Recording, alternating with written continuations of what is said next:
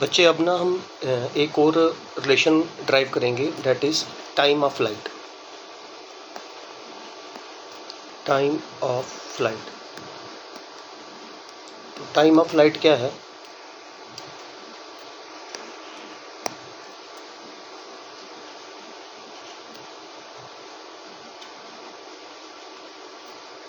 That is x axis है, ये हमारे पास वाई एक्सिस है, और प्रोजेक्टाइल को हम प्रोजेक्ट करते हैं in the air and it covers some path, जिसको हम पाथ ऑफ द प्रोजेक्टाइल कहते हैं या ट्रेजेक्ट्री कहते हैं।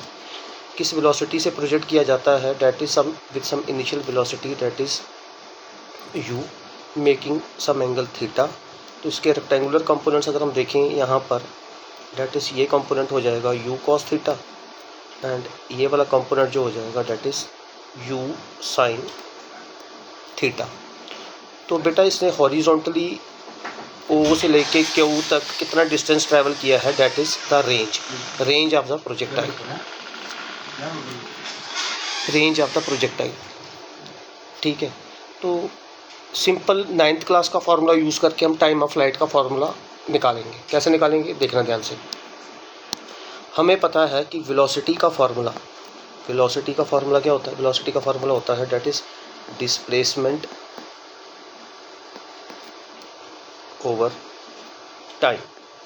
ठीक है, तो ये ऑब्जेक्ट यहाँ से यहाँ तक डिस्प्लेस हुआ, O से Q, तो कितना डिस्प्लेस हुआ? That is R। और इस O से लेके Q तक प्रोजेक्टाइल ने कितना टाइम लिया? ठीक है, वो टाइम है that is time of flight T।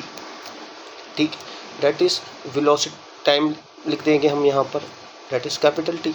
और कौन सी वेलोसिटी जो है रिस्पॉन्सिबल है दिस हॉरिजॉन्टल डिस्टेंस ट्रैवल करने के लिए, इस रेंज को कवर करने के लिए कौन सी वेलोसिटी रिस्पॉन्सिबल है? That is u cos theta. तो यहाँ पर लिख देंगे वेलोसिटी की जगह u cos theta. Simple formula use किया, velocity is equal to displacement over time.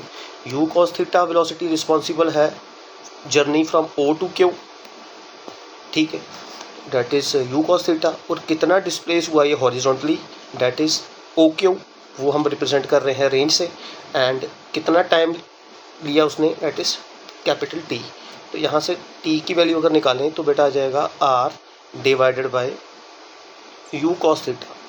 तो हमें पता है रेंज ऑफ द प्रोजेक्टाइल, हमने लिखा है कि रेंज ऑफ द प्रोजेक्टाइल किसके बराबर होता है बच्चे? उसका फार्मूला होता है u square sin 2 theta divided by जो फॉर्म यहाँ पर वैल्यू है that is u cos theta. तो यहाँ पर टाइम ऑफ फ्लाइट का फार्मूला कैसे बनेगा? u स्क्वायर ऐसे रहेगा, हमें पता है sin 2 थीटा जो होता है वो 2 sin थीटा cos थीटा के बराबर होता है। sin 2 थीटा जो होता है is equal to 2 sin theta cos theta के बराबर होता है divided by u cos theta. तो t इज इक्वल टू, बेटा ये u और ये स्क्वायर कैंसिल हो जाएगा, दिस cos थीटा, ये cos theta cancel each other. तो हमारे पास रिमाइंडर क्या बचा? That is 2u sin theta by g का फार्मूला यहाँ पर हमने लिखा, वैल्यू लिखना भूल गए थे। जी का वैल्यू यहाँ पर भी, जी की वैल्यू यहाँ पर भी आएगी, क्योंकि रेंज का formula u square sin 2 theta over g होता है। तो हमने u square sin square theta upon 2 theta और यहाँ पर g भी लिख देना है, तो g भी यहाँ पर रहेगा साथ में। This is the formula for time of flight. ठीक है, मोर ओवर ये भी याद रखना कि टाइम ऑफ फ्लाइट जो है it is constituted by 2 components. ये x डायरेक्शन है, ये y डायरेक्शन है। तो ये पाथ से ट्रैवल किया, जो ये वाला रीजन है, ठीक है, इस रीजन में जो प्रोजेक्टाइल है वो राइज कर रहा है,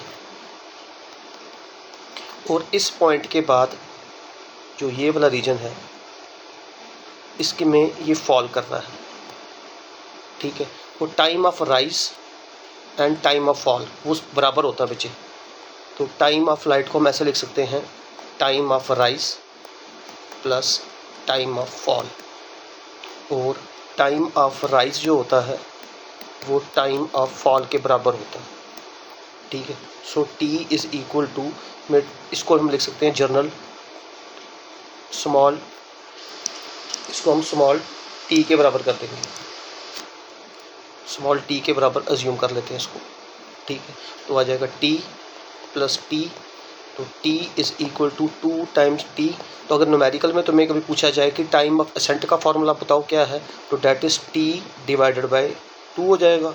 तो टी की वैल्यू हमें पता है 2u साइन थीटा ओवर जी है, तो वो 2 कैंसिल हो जाएगा, तो यहाँ पर फार्मूला बच जाएगा u साइन थीटा ओवर जी। ठीक है बच्चे, ये टाइम ऑफ लाइट का फार्मूला है। Thank you.